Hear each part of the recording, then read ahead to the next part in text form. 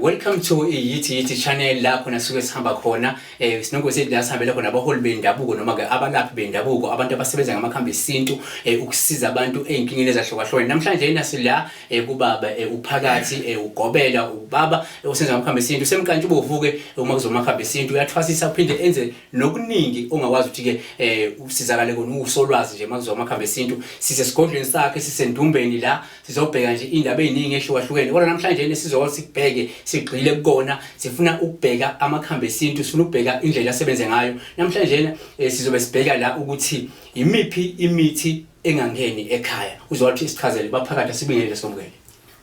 Siyabonga kakhulu sibingelele nabalaleli emakhaya. Ngifuna namhlanje sithi ukubheka la siyazi ukuthi imithi ihlukahlukene abantu abaningi abazi ukuthi kunemithi engangeni ekhaya noma kunemithi esebenza ifike esigabeni esize kunemithi ufuna usenze ngenye indlela ethize awuqali usibekele la ukuthi ikhona imithi engangeni ekhaya. Ngiyabonga umsakazi. Impela umsakazi singakusho ukuthi kukhona imithi engangeni ekhaya ngempela kuyiqiniso lokho ikhona imithi engangeni ekhaya ikhona futhi imithi engena ekhaya ngosiko oluthile kufuna lwenziwe mayizongena iphinde futhi bekhona imithi engangena ekhaya ngezikhathi ezithile zonyaka lapha khona sithi kulesikhathi lesonyaka awukwazi ukufaka umuntu othile ngoba mhlambe ihlobo lisuke lethwese noma seliduma noma sekuka kanjani imithi ngempela ayihlukehlukene. So ngingasho nje ngingafihli ukuthi abantu abaningi nalapha sihamba khona kweminye imizi sifike sidibane naso le inkinga uthola ukuthi umuntu osizwayo noma olashwayo kunenkinga ekhaya kodwa makulandelwa kahle sibuka ilingemuva lakhe lokho sithi sibuka ilingemuva simbuza sibuzana sixoxa ngale inkinga esuka ivelile kule ekhaya bese uyathola ukuthi hayi ngempela yena noma bekholelwe ekutheni uloyiwe noma kukhona abamthakathile kodwa uthothi ekugcineni lekhaya likathakathwa nedi bafaka izinto ezingafanele la ekhaya zase izinto seziyabheda la ekhaya sekuxabana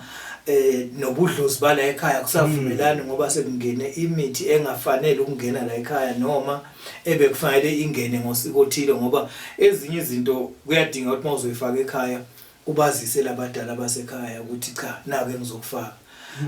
kuzongena ngendlela ethile bazi. Ngakho ke siba nazo impela le inkinga lezi uthothi labantu abaloyiwe akukho bathakathile kodwa lezi zinto abanye batshale okungafanele kutshalwe lembali leyo noma lesihlahla leso sithombo somuntu othile asifanele ukutshalwa ekhaya kodwa uthothi basitshalile ngokungazi. Kukhona nezinye izihlahla engathi uma ngikhuluma ukuthi mawusitshalile mhlawumbe ekhaya uthola ukuthi ngeke basagana la ekhaya abantu bazana ngagana nabafana ngebagano la ekhaya lekhaya seliyohlala nje linje ngoba kunanazi ihlahla lezi ezingavumelana naloko la ekhaya kuyinto lene kufuneka abantu bakithi kungathi bangalulekwa noma bafundiseke bazi uma bazofaka izinto ngoba abanye bayifaka ngoba abona ubuhlo besihlahla ayingazi ukuthi sizoba namiphi imthelela ngaphakathi kwekhaya. So ngifuna ukuthi sibonge kakhulu lokho ngifuna phinde sithi ukubheka ukuthi ikhona imithi ke njengoba sesibalele yonke leyo ukuthi khona engangena ekhaya kodwa futhi siyazi ukuthi nje abaholi bendabuko niyazi ukuthi abalaphi bendabuko ukuthi kuneminye futhi imithi uthothi uyazelapha ngayo kodwa kunesilinganiso futhi nakhona uma ungathiwa yilapho ungagcine ungasayilaphanga kahle ngenxa yokuthi ususebenzise mhlawumbe kwenqa noma awudidanga neminye imithi efuna ukudide nayo ukuze ikwazi ukwelapha. Ngiyabonga kakhulu umsakazi lapho kuyiphuze elihle nelibaluleke kakhulu ngoba lapha ekwelapheni kukhona imithi ongafanele uyiphuze noma uyisebenzise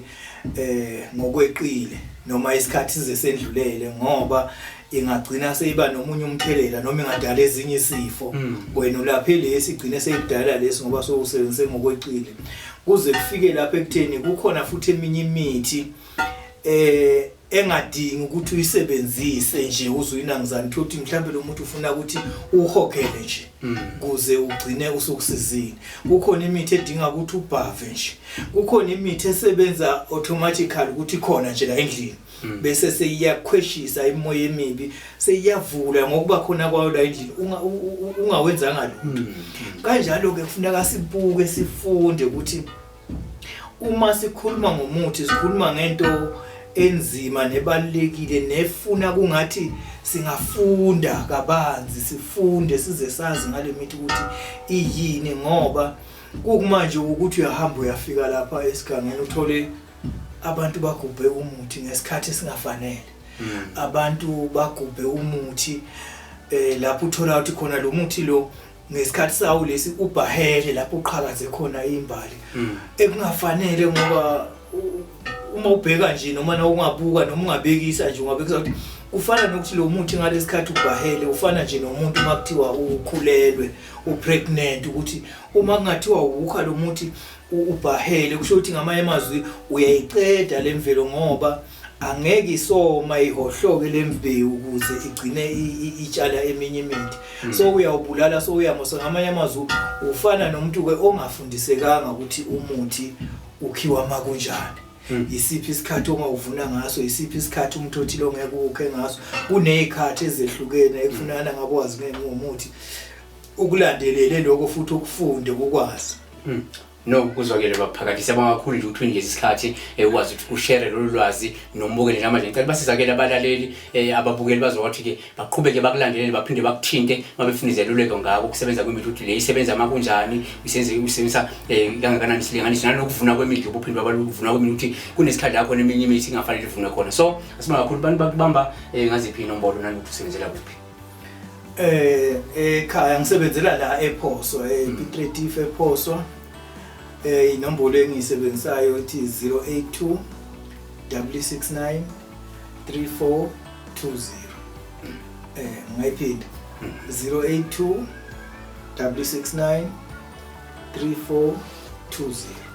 hayi kuzwakele siba kakhulu nje ukuthi uthathe isikhathi wakwazi ukuthi ubukele ungakhohlwa nokusubscribe yona ke channel yithi uNkulunkulu anibusise.